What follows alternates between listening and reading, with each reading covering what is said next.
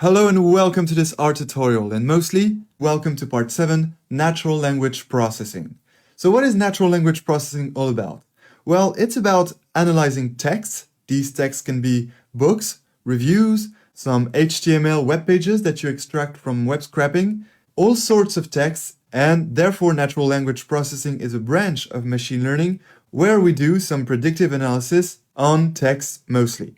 So in this part, these texts are going to be reviews, written reviews of restaurants. And so we will make some machine learning models that will predict if the review is positive or negative. So this is a simple example of an application of natural language processing, but the algorithm we'll make in this part will be very well applicable to other kinds of texts. You'll be able to apply this on books, for example, to predict the genre of a book, whether a book is a thriller, a comedy, or a romance. You'll be also able to use it on HTML web pages to do whatever kind of analysis you want to do on these pages. You can also apply it on newspapers, to predict in which category an article belongs to. Well, you'll see that we'll make a general model that you'll be able to apply on most of the text. And of course, if you need to apply this on a more complicated text, you can ask me some questions in the Q&A, and I'll tell you what to add to make this code work properly for your problem, your text. Okay? So let's start this. Let's start our algorithm. And before starting with the first code section, let's do the basic step. Let's set the right folder as working directory. So we'll go to our machine learning AZ folder, then part 7, natural language processing. So congratulations for reaching that part. You are now entering into a very useful and exciting branch of machine learning. So let's go in there, and now we have to pick the section natural language processing. So here we go. That's the folder we want to set as working directory. So now we'll click on this more button here and then set as working directory. All good. And now, as you can notice, in this folder that we just set it as working directory, we have two data files. We have a restaurantreviews.csv file and a restaurantreviews.tsv file. So I left these two data files on purpose because there is an important thing to understand when we prepare text data sets that I would like to highlight and show you right now. So I'm going to go to my folder on my computer and we'll have a look at these two files from there. So right now I'm going to my folder. Here it is. And let's open the two restaurant reviews CSV. So open with text edit. Here we go. And restaurantreviews.tsv. So same, open with text edit. So that's the CSV and that's the TSV. Let's first have a look at the CSV. As you can see, the first line here is the title of the future columns we're going to have in RStudio. The first column is review and the second column is liked. And I can see that because these two terms here are separated by a comma, and this is a CSV file, meaning that all the columns are separated by a comma. So that's the first line containing the titles of the columns. And then we have all our observations. So one line corresponds to one observation. And as you can see in each of these lines, we first have the review. So this is, of course, a review of a restaurant. So, wow, love this place, meaning, of course, that the review is positive. And therefore, in the second column, the liked column, we have a 1 here, meaning that the review is indeed positive. So the variable for this liked column can take two values, 1 or 0, and 1 means that it's a positive review, and 0 means that it's a negative review. So indeed, as you can see, in the second review, crust is not good. Well, of course, that's a negative review, and therefore there is a 0 here. All right, so that's actually the kind of file we're used to, because since the beginning of this course, we've only been using some CSV file where the columns are separated by a comma. But here we have something different. We can see that we have the same columns. First column is review, second column is liked, and we have the same reviews. So these are exactly the same data sets with the same data, but there is one major difference. And as you might have guessed, this difference is the delimiter. In this file here, the delimiter is a comma, so that's the delimiter separating the two columns. And in this file, the delimiter is a tab, and that's why we call it TSV. Tab separated values vs CSV, comma, separated values. And so now, according to you, which one should we choose for our future algorithm? We'll have a machine learning algorithm analyzing all the reviews here, and then the goal of this algorithm will be to predict whether the review is positive or negative. All right, but now the question is, do we need a data set where the columns are separated by a comma or by a tab? Well, the answer is, as you might have guessed, by a tab. And why is that? It's because we already have some commas in the reviews itself. Well, for example, this one. This review is the food, comma, amazing. So if we use our CSV file where the delimiter is a comma, well, we'll have a problem for this review here because for this particular observation, the first column will contain the food here. So R will think it's a review, the food, and the second column will not be 1 here, but amazing, because there is this comma here that is taken for the delimiter, and therefore it will separate the food and amazing. And therefore what will happen to 1? It will go to the next observation, and therefore 1 will be taken for a new review. So that will not make any sense, and this will mess up with the whole algorithm. And that's why it's way better to take tabs here, because, you know, when people write reviews, they do not put tabs in the review. Well, that would be very rare. They would put comma very easily, as we can see for this particular review, and we can find other reviews with commas, I'm sure of it. Yes, indeed, we have another one here. This place is not worth your time, comma, let alone Vegas. So it's very natural to put some commas in the reviews, but not much natural to put some tabs in the reviews. And besides, if you press on tab when you're writing a review, well, this will go to the next, button to like submit your review or something else. But by pressing the tab button when you're writing your review, you would get out of the review and you would not be able to continue to write it. So we will never find a tab in the review, and that's why we will never have this problem of getting these anomalies due to duplicate delimiters in one specific review. So I really recommend to prepare your text datasets this way with a tab separator, because you will never have that kind of problem. One other solution, if you really want to use a CSV, would be to include some double quotes here, one at the left of the review and one at the right, but you would still get some problems in case you have some double quotes in the reviews itself. I'm sure we can find one. Let's have a look. Let's press Command F to find a double quote. Here we are. And that's exactly what I'm talking about. For example, let's have a look at this review here.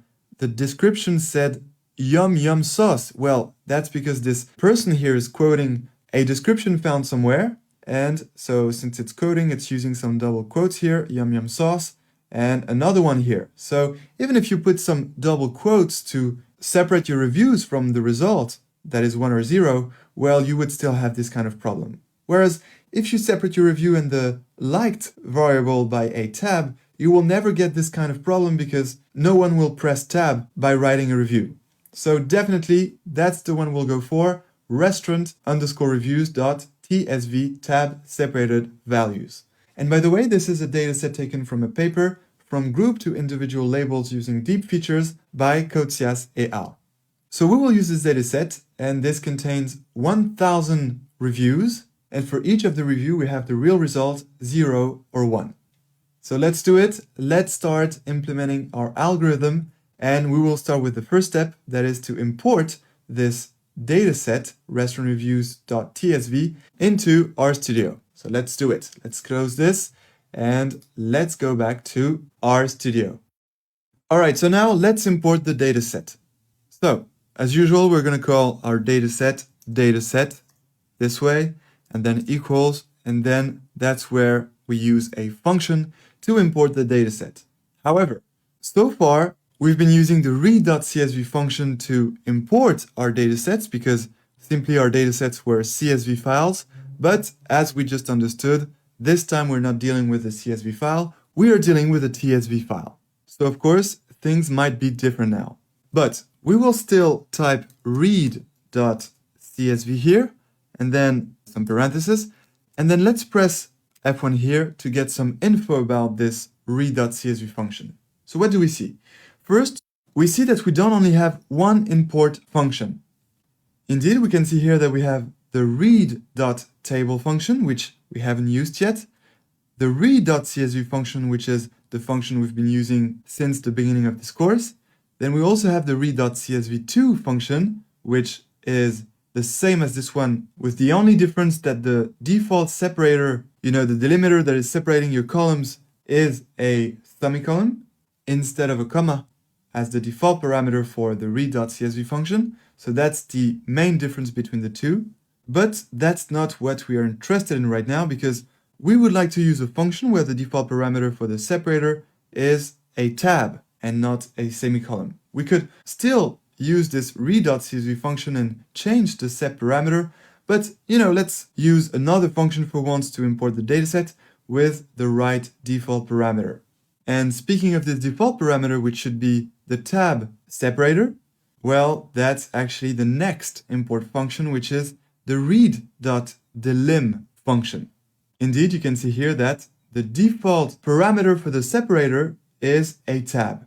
/t here means tab, actually. So that's exactly the function we want. That's the best function to use for our dataset right now, because our dataset contains columns separated by a tab. So that's the function we'll use. So I'm going to remove here read.csv and replace it by read.delim. Here we go, and now we input the parameters. So it's the same principle as for read.csv. We of course need to input first the dataset in quotes, and the dataset is called restaurant reviews.tsv. So we need to specify this because indeed in our working directory folder we have the two files, CSV and TSV, so we need to specify here TSV.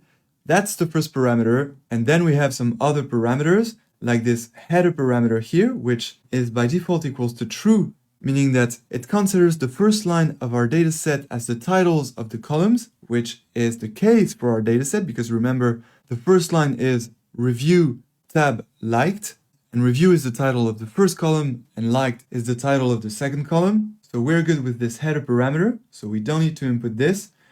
And same for this next parameter sep, because by default, the parameter for the separator is a tab, and that's exactly what we need right now. And then we have this parameter quote, and that's a very useful parameter to input for natural language processing, because most of the time you'll find some quotes, most of the time double quotes in your text. We checked that we had some in our reviews, and so we need to ignore these quotes because we don't want to have some kind of misinterpretation when our read.delim function reads all the reviews. So in general, in natural language processing, it's better to ignore any kind of quotes. We did exactly the same in Python and everything went well.